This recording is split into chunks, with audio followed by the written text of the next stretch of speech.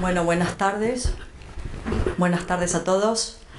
Desde aquella primera vez que vine a Chile, ahí al Hospital El Salvador, la verdad es que volver este año y además a esta ciudad tan bella, por lo que he visto, es para mí un honor y me siento como en casa, viendo tantas caras familiares, así que muchas gracias. Yo voy a hacer un resumen porque realmente abarcar la realidad actual del trasplante en el mundo, eso implica muchos aspectos, pero bueno, vamos a ver algunas de las cosas que me parecen relevantes a día de hoy, ¿no? En esta era en la que tenemos fármacos nuevos para distintas patologías, incluida la mieloblástica, que durante muchos años, como saben, no hubo ningún fármaco nuevo, y en la era en la que también estamos incorporando las terapias con CAR T-cells. Aún así, en esta era lo que vemos es que el trasplante sigue en aumento, tanto el autólogo como el alogénico. Según los datos del CIBE-MTR, como ven, el trasplante sigue aumentando año a año.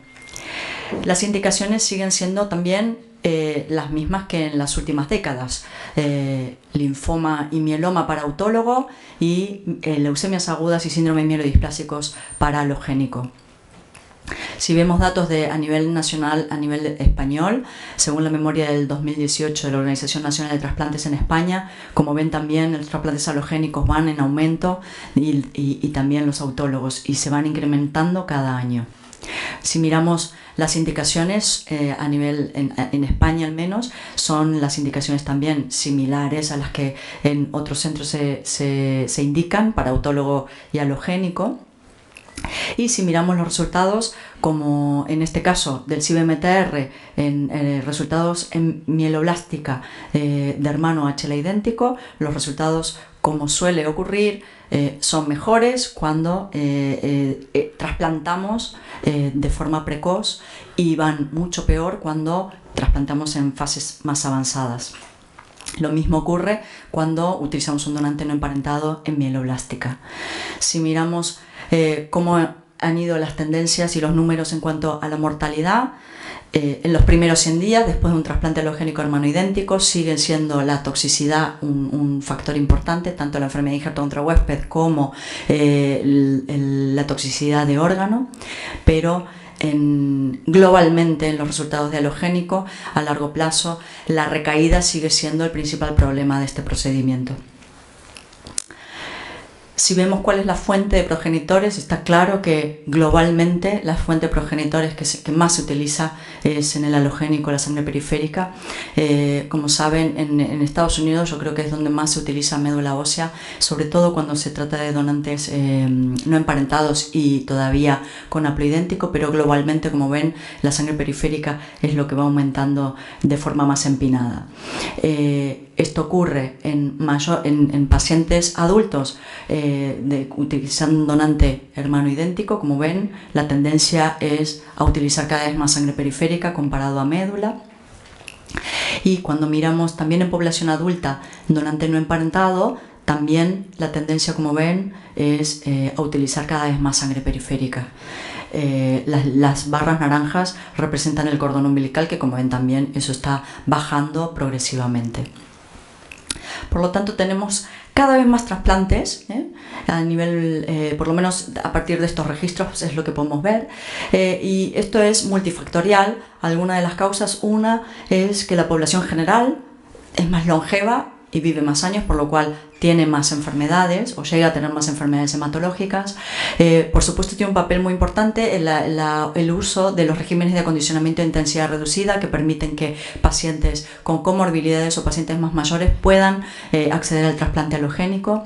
Y por supuesto, la introducción de los nuevos fármacos, y estos nuevos fármacos sobre todo en patologías como la linfoblástica, la mieloblástica y el síndrome mielodisplásico están logrando que pacientes que agotaban sus primeras líneas y no llegaban a controlar la enfermedad, por lo cual no podían llegar al alogénico, ahora sí que estamos viendo que encadenando estos nuevos fármacos sí que logran entrar a un control de enfermedad y logran llegar al trasplante.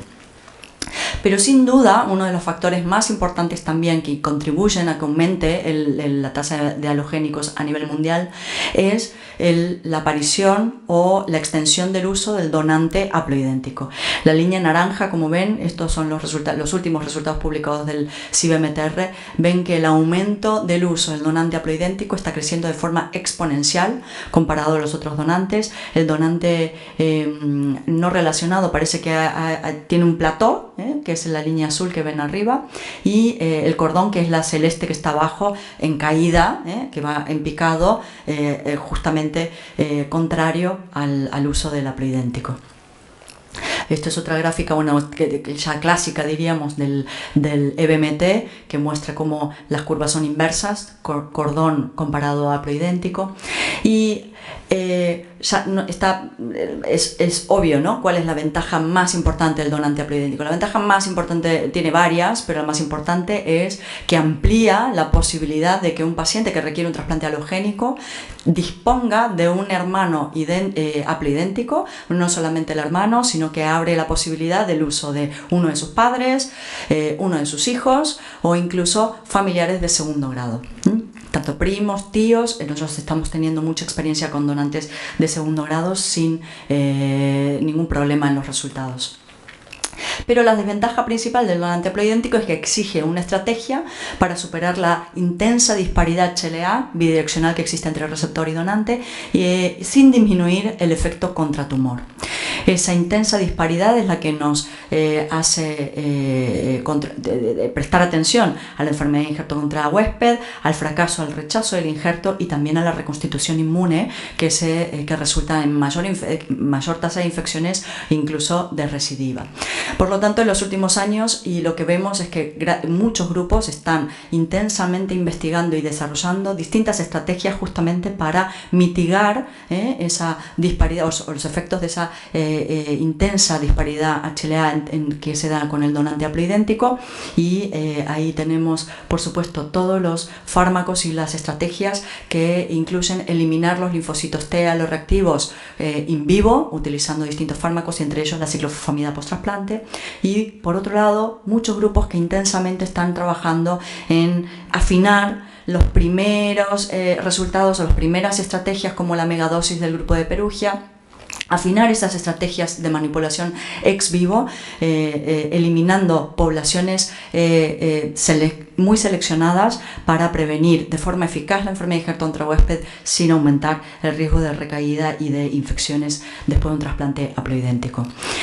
Mañana vamos a hacer una sesión centrada sobre todo en el haploidéntico y las distintas estrategias que hay, pero lo que se está también trabajando intensamente en la ausencia aún de ensayos clínicos randomizados y prospectivos es en todos estos estudios retrospectivos en el que intentan comparar si el haploidéntico es mejor, peor o igual que el donante no emparentado idéntico y el donante hermano idéntico. Lo que es importante es que esas comparaciones a día de hoy son comparaciones que no se centran solamente en el donante, no se pueden reducir en el donante, sino que lo que se comparan son estrategias que incluyen un donante diferente, una fuente de progenitores habitualmente diferente y una profilaxis y acondicionamiento distintos. Entonces, teniendo en cuenta esto, este es un ejemplo en el que vemos el Johns Hopkins, que son los padres de la ciclofosfamida post-trasplante. Sus propios resultados muestran que no hay diferencias significativas en la supervivencia libre de progresión o supervivencia global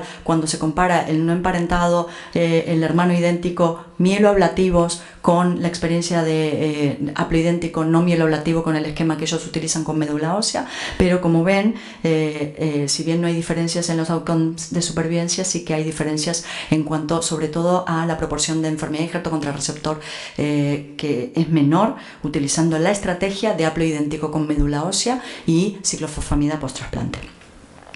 Este es uno de los ejemplos. Este es otro. Este es un metaanálisis muy recientemente publicado en el que se incluyen todos estos estudios que son todos retrospectivos que comparan el haploidéntico con ciclofosfamida post-trasplante y donante no emparentado con mismatch idéntico y hermano idéntico. Y los resultados son interesantes. Lo que muestra es que al parecer, según este metaanálisis que incluye estudios retrospectivos, el donante no emparentado con mismatch parecería que es el que menos beneficio ofrece en comparación con el haploidéntico. Pero bueno, insisto en que son todos estudios retrospectivos, pero que nos ayudan a por lo menos a tener una idea de que al menos, comparado con los esquemas clásicos de donante no emparentado idéntico y hermano HLA idéntico, el haploidéntico con ciclofosfamida post-trasplante al menos da resultados comparables. Por lo tanto, este es uno de los algoritmos que recomienda la selección del donante, búsqueda de donante y selección del donante en pacientes con leucemia aguda mieloblástica del grupo del Acute Leukemia Working Party del EBMT, y en sus recomendaciones lo que dice básicamente, y esto es bastante extrapolable a un esquema como el que utilizaríamos nosotros en el algoritmo de búsqueda del donante o de selección, que es que si el paciente tiene un donante hermano HLA idéntico, ese es el donante de elección. Si el paciente no tiene un donante idéntico hermano y tiene disponibilidad de tiempo, si tiene tiempo para poder buscar un donante no emparentado compatible, lo buscaríamos, pero si ese paciente no tiene tiempo, porque ya tiene sus tratamientos puestos o de muy alto riesgo, directamente no perder el tiempo e ir al haploidéntico y hacerle un trasplante con donante familiar haploidéntico. Además, otra expansión que se está produciendo es el uso del haploidéntico en patología no maligna, y esta experiencia que todavía sigue siendo limitada, incluida la nuestra, muestra que pacientes con aplasias medulares, por ejemplo, que necesitan un trasplante alogénico y no disponen de un hermano idéntico, esos pacientes pueden ser trasplantados, sobre todo los que tienen aplasias severas, con un donante haploidéntico. Hay que tener mucho cuidado porque en esos trasplantes, si utilizamos el esquema de Baltimore, hay que incluir timoglobulina o ATG para evitar el fracaso del injerto, pero teniendo esos cuidados, estos pacientes también se benefician del trasplante y no habría motivo a día de hoy tampoco de hacerles esperar con tratamientos inmunosupresores. Por tanto, si miramos los resultados también de los registros a nivel global, vemos aquí lo mismo que veíamos antes del EBMT, aumento del uso del haploidéntico, disminución del uso del cordón. En los datos en España, como ven también dentro de los halogénicos, hay una tendencia en aumento de todo, pero hay un claro aumento también del uso del donante haploidéntico dentro de los halogénicos, y en España, a diferencia de los grupos americanos, y yo diría que en Europa en general, lo que se utiliza cuando hacemos haploidéntico es sangre periférica, mayoritariamente, como ven en esa tabla. Y en cuanto a las indicaciones de trasplante de donante haploidéntico halogénico, son las mismas o comparables a las que podríamos ver en las indicaciones de un donante idéntico: leucemias agudas en población adulta y síndromes mielodisplásicos. En otras regiones del mundo ocurre algo similar.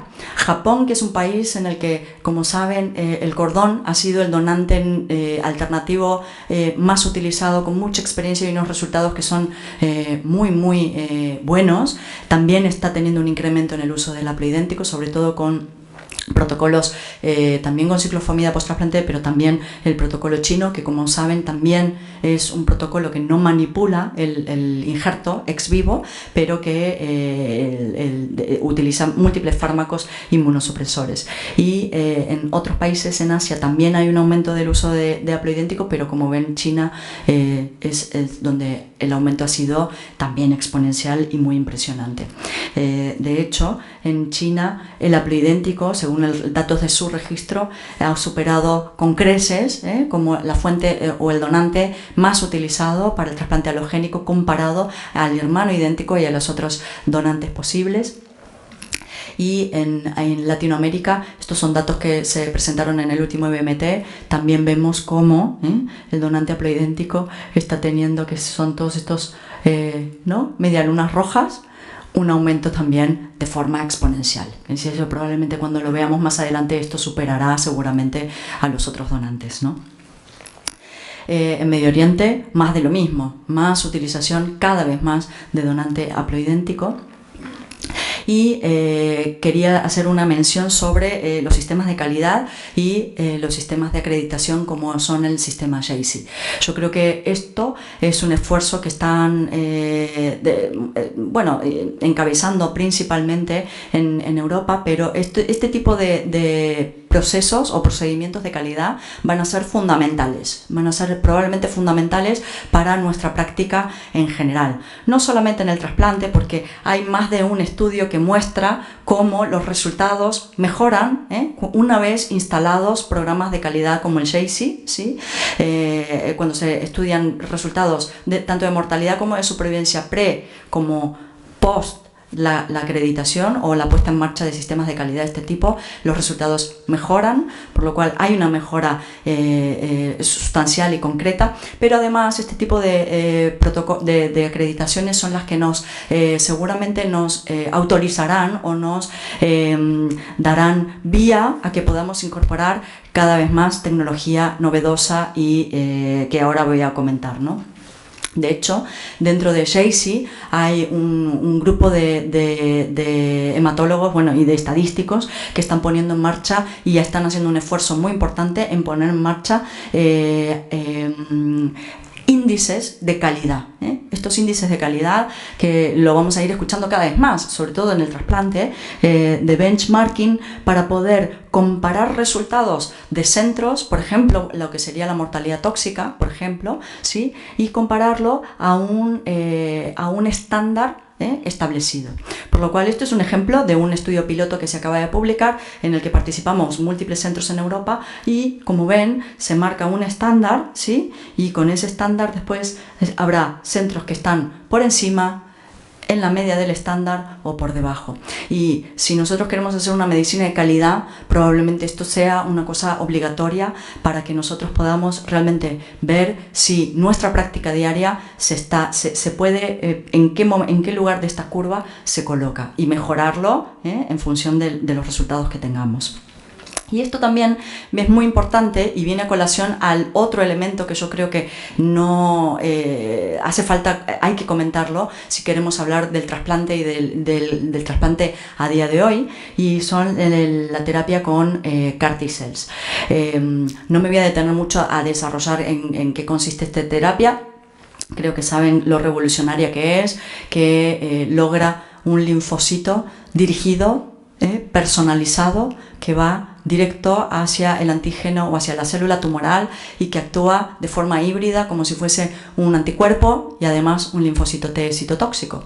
Y esto es lo que ha hecho que yo creo que ha revolucionado y está revolucionando nuestro campo. Los resultados que se publicaron en linfoblástica refractaria, incluidos recaídos después de halogénicos, son espectaculares. Estas son curvas que no se pueden ver en este tipo de población con otro tipo de tratamiento, y como saben, además ha sido muy mediático. La paciente Emma Whitehead, que yo he tenido la oportunidad de conocer este año, es la paciente después de haber recaído después de un halogénico, está haciendo una vida normal y está curada de su linfoblástica, lo cual después de una única infusión del producto de Pensilvania. Los CARs aprobados y que ya están en uso comercial en Europa y en Estados Unidos son el Kymriah de Novartis y Yescarta de Kite-Gilead. Estos dos son los dos productos que están aprobados también en Europa. Nosotros estamos ya en pleno programa en el Gregorio Marañón y ya llevamos 6 pacientes infundidos y tenemos otros 5 programados. Están revolucionando. Son pacientes que, como en estas imágenes, pacientes que tienen linfomas B difusos muy refractarios a 6 líneas, autólogo, incluido halogénico, pero sobre todo autólogo, que no responden a nada. Estos pacientes los conocemos todos. El linfoma B difuso, que le ponemos un ciclo, otro, le cambiamos y siguen teniendo enfermedad, y que después de una única infusión limpian y se meten incluso en remisión metabólica. Los resultados que se obtienen en estos pacientes son todavía con un seguimiento relativamente corto, vamos a decir, pero nunca vistos con otros fármacos y otras estrategias en pacientes múltiplemente refractarios. Estas son las curvas del producto de Yescarta y estas son las curvas del producto de Kymriah de Novartis. Y en muchos sitios esta terapia se ha introducido o ha ido de la mano de equipos que se dedican al trasplante. Y bueno, yo creo personalmente el proceso que lleva, ¿no? que comienza con una aféresis del paciente que va a ser tratado, y que esa aféresis muchas veces hay que criopreservarla, al igual que hacemos con autólogos, y enviarla al sitio donde se va a producir y manipular, esperar, porque hay que esperar unas 3-4 semanas hasta que ese producto esté disponible, por lo cual el paciente hay que hacerle algo a veces, o muchas veces, mientras llega ese producto, y finalmente descongelar, o quizás hay que guardarlo congelado durante un tiempo y después descongelar e infundir. Y esto es muy parecido a un trasplante autólogo en criopreservación. Y yo diría más, es más parecido a lo que es un trasplante de sangre de cordón. No hay, en el sangre de cordón no hay aféresis, pero sí hay que tener mucho cuidado cuando se recibe un producto congelado que viene de no sé dónde, saber cuáles son los controles de calidad para aceptar o no ese producto, preservarlo para que no se muera y descongelarlo adecuadamente e infundirlo. Por lo cual yo creo que tiene su lógica que haya entrado de la mano en muchos sitios del trasplante. En España la forma de introducir este fármaco o estos fármacos ha sido particular. No han sido las empresas que han elegido los centros que van a empezar a poner estos subproductos, sino que el Ministerio ha seleccionado a determinados centros, y los criterios que se utilizaron y los que más pesaron son la experiencia en trasplante, tanto autólogo como alogénico, pero además la acreditación JACI. Y es por donde se ha comenzado. Esto se puede criticar, se puede discutir, pero por algún sitio hay que empezar. Con una terapia tan cara, como saben, estos fármacos, o sea, cada infusión cuesta alrededor de 350.000 euros o $400.000. Entonces, por algún sitio hay que empezar. Y donde se ha empezado es en estos centros, en los que tenían acreditación JACI y donde tenían experiencia con trasplantes. Yo creo que con esto... bueno, nada, y entonces tendremos que ver, ¿no?, cuál va a ser el papel y cómo se va a relacionar la terapia CAR-T con el trasplante. ¿Va a ser un sustituto del trasplante?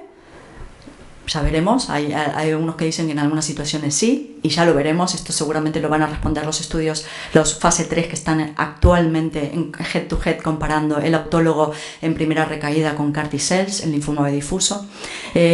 Puede ser puente al trasplante, esto también es una opción que todavía está por explorar, o se podrá combinar con el trasplante. Se puede hacer un autólogo y seguido un CAR-T, se puede hacer un alogénico y seguido un CAR-T si tenemos enfermedad mínima residual. Esto seguramente es lo que en estos años será muy excitante ver cómo avanzamos de la mano de los CAR-T. Y con esto yo quiero resumir y terminar diciendo que los procedimientos de trasplante de progenitores hematopoyéticos siguen aumentando en el mundo, y el uso del donante haploidéntico aumenta de forma exponencial en todas las regiones.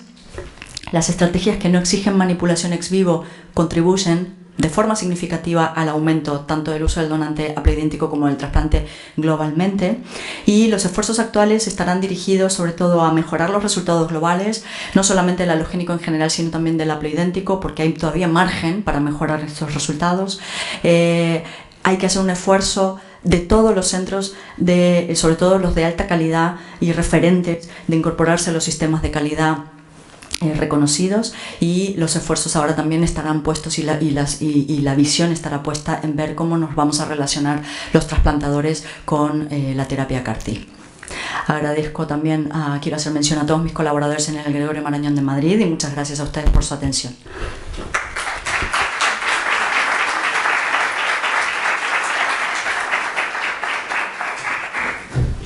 ¿Hacemos las preguntas después? Muy bien, muy bien. Sí. Hola. Sí, tenemos 10 minutos para preguntas. ¿Alguna pregunta? El que quiera preguntar, que se levante en voz alta. Bueno, puede ser un comentario, no hace falta que sea una pregunta también. Sí.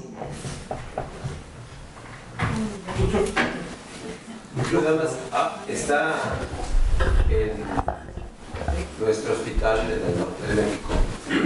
El haploidéntico ha superado ya a todos los demás, incluso, bueno, no al autólogo, pero sí al trasplante idéntico, y obviamente el no relacionado y el cordón están prácticamente olvidados. ¿Es eso lo que está pasando en sus instituciones? en nuestro centro, nosotros en la época en la que el haploidéntico, específicamente el de ciclofosfamida post-trasplante, no existía, el donante alternativo para todos los pacientes que requerían un halogénico y no tenían un idéntico siempre ha sido el cordón. En nuestro centro particularmente hemos tenido mucha experiencia con el cordón en combinación con haplo, este esquema diseñado por Puerta de Hierro, y nos ha ido muy bien. Pacientes jóvenes con leucemias agudas sin donante, desahuciados, en los que con esos trasplantes podíamos sacar adelante. Desde la introducción del haploidéntico en ciclofosfamida post-trasplante, que empezamos en 2007, a partir del 2012 es cuando realmente empezamos a repuntar de forma sistémica, y dejamos de hacer cordones ya hace 5 años, no hemos hecho ninguno, y mismatch nunca hemos hecho. El donante no emparentado con mismatch, que muchos centros todavía siguen utilizándolo como donante alternativo, nosotros nunca fuimos muy partidarios, por lo cual no lo hacemos, y creo que a día de hoy es una discusión interesante. Si los centros que hacen donante no emparentado con incompatibilidad, si eso merece la pena continuar haciéndolo, con lo que implica también coger un donante, ¿no?, de los registros comparado a los resultados del haploidéntico.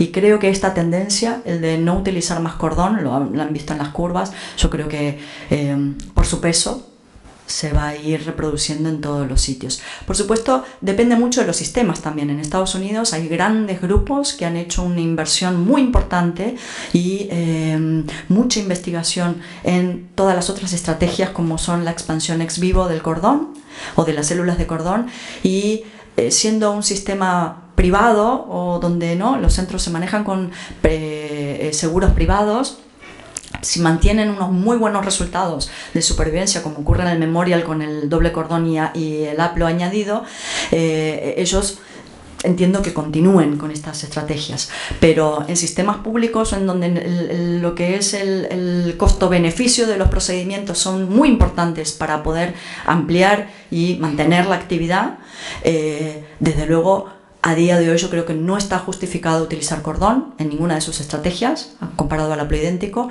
y es dudoso que esté justificado usar el mismatch. Sí. Para evitar el síndrome de citoquina, Cigalupo y algunos más han empezado a usar la inmunosupresión antes.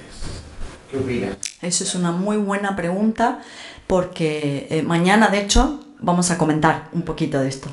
Pero lo curioso igual es que ellos comenzaron a utilizar la inmunosupresión en el día +1 o en el 0, no porque pensaban... fue por casualidad, ¿no?, por decirlo de alguna manera. Ellos siguieron con su protocolo habitual de inmunosupresión, solo que añadieron la ciclofosfamida post-trasplante, y a posteriori vieron que, no, había que empezarla en el +5. Pero lo que han demostrado con esto es que ellos obtienen menos síndrome de derivación de citoquinas, al parecer algo menos de enfermedad de Huijert-Huésped, aunque no hay un comparativo, ¿no?, directo, y los resultados de supervivencia son comparables. O sea que esta teoría inicial de que si nosotros mantenemos la inmunosupresión mientras o antes de poner la ciclofosfamida post-trasplante, podríamos, si hacemos eso, dejar sin efecto el mecanismo de acción de la ciclofosfamida, parece que no es así, ¿no? Y esto también va un poco de la mano de resultados un poco más recientes del grupo de Atlanta y del Johns Hopkins, que están tratando de dilucidar cada vez más cuál es el mecanismo de acción de la ciclofosfamida post-trasplante infundidas en el día +3 y +4, y al parecer esto de eliminar solo el de eliminar los linfocitos aloreactivos no parece que se reduzca a esto, sino que también debe tener un papel muy importante en los T reguladores, por lo cual creo que todavía nos falta por recorrer y entender mejor cómo es el funcionamiento de esta ciclofosfamida que ponemos. Y la inmunosupresión nosotros no la hemos cambiado de momento, pero supongo que más adelante, si vemos que este tipo de resultados se reproducen, no estaría mal pensar en adelantar el uso de la inmunosupresión. Y por ahí mismo, en los donantes familiares, usar en la misma plataforma de ciclofosfamida post-infusión, igual que los haplos. Bueno, mañana yo creo que también vamos a hablar de profilaxis. No, yo un poco, pero bueno, podemos introducir alguna de las sesiones que vamos a tener mañana. Nuestra experiencia es, desde el 2014, todos los no emparentados y los hermanos idénticos con sangre periférica, que es los que más utilizamos, cambiamos a la plataforma con ciclofosfamida post-trasplante. Ya no utilizamos ni ATG en los no emparentados, metotrexate, ciclosporina o eso ya no lo utilizamos. Y acabamos de publicar nuestros resultados comparándolo y son superiores. Sí, ahí tenemos una pregunta. Comentar un poco el rol del trasplante idéntico en la realidad nuestra del Programa Nacional de Adultos. La verdad es que, aparte de un tema, por supuesto, de costos que para los programas públicos de nuestros países tienen una relevancia muy significativa, teníamos el grave, bueno, y el problema un poco de la demora que significa la búsqueda de donantes descartados. Teníamos una situación que él había manifestado ya el equipo pediátrico de por ser una población étnicamente muy seleccionada, de no tener compatibilidad en los bancos mundiales de médula ósea. Y la experiencia en el grupo pediátrico era que solo el 10% de los pacientes lograban tener, después de un donante familiar idéntico, un donante no emparentado. Y por lo tanto se empezó también a hacer la búsqueda de trabajar en cordón, ¿cierto? El acto idéntico, la verdad, con depresión in vivo, resolvió para nosotros un problema con todos los requisitos que puede tener un programa público, que es bueno, bonito y barato, digamos, o sea, como conceptos así.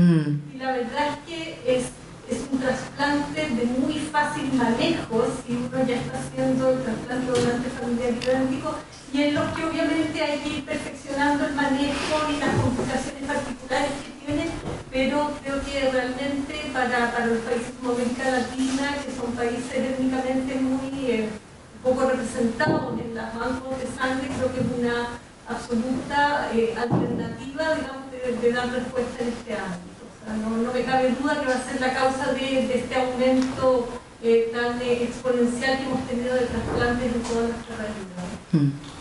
Sí, desde luego, ¿no?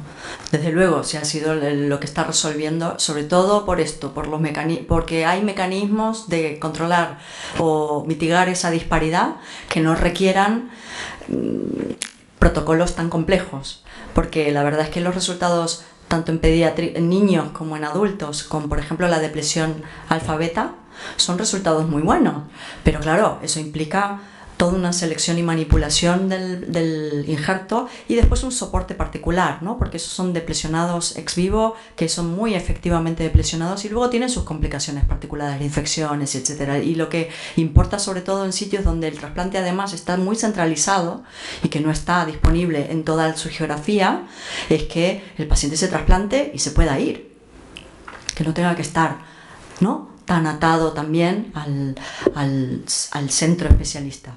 Así que sí, desde luego contribuye enormemente. Sí. Siempre no lo voy a decir mañana. ¿Algún comentario respecto a la edad en la cual uno puede hacer el trasplante y a la edad de los donantes? Sí, esto también es algo que hoy lo podría haber incluido también, por tiempo no lo he puesto, pero una de las cosas que creo que en el mundo del trasplante ahora está muy vívido y movido es no tanto la edad del paciente, porque yo creo que eso ya está cada vez más claro. La edad del paciente no importa.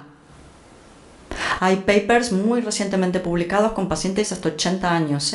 Lo que importa es el performance status, el ECOG, la comorbilidad, cómo está el paciente. Nosotros, el paciente más mayor al que le hicimos un halogénico ablativo, era un paciente de 69 años.